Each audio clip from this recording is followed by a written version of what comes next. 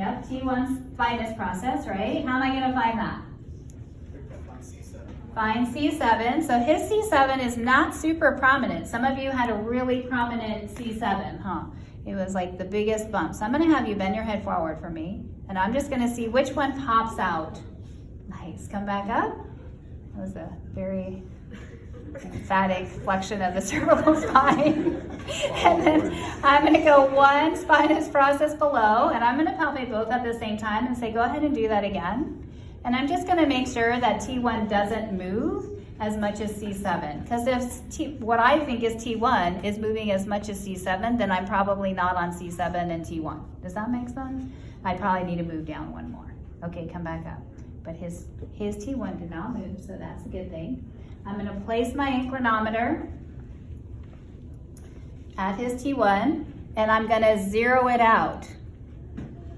I told you we're gonna use that term a lot, but I gotta come back over here. I'll hand it to you. Okay, that's great. Sorry. That's okay. And then the other one's going on the top of his head.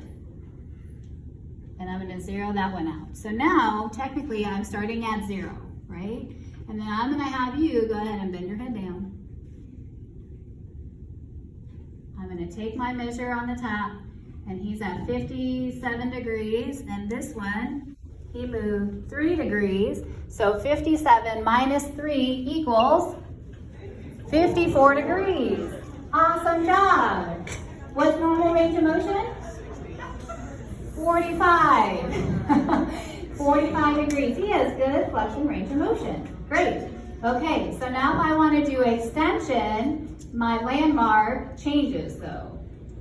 This one stays the same. It's still top of the head, but the other one is going to rest on the top of the spine of the scapula. Why do you think that is? Yeah, because he has to be able to extend, and some people, the inclinometers are going to hit each other, so that won't work. You're going to zero out again before you do your extension measure. Great, and then you're going to look up. He's at 80. Oh, he didn't move. He got 80 degrees. That's a lot of extension. What's normal? 45 degrees. Great job. You're like the pen dispenser. There's going to be a lot of pen dispensers. All right. So here's the thing. When they measured your cervical spine flexion extension with the goniometer, did you have that much? Do you remember? Ian, you remember? No. That was before the anatomy exam. You can measure goniometrically and then do inclinometry and see the difference. My guess is you might get a little more with the inclinometers. Okay. Thank you for being my patient.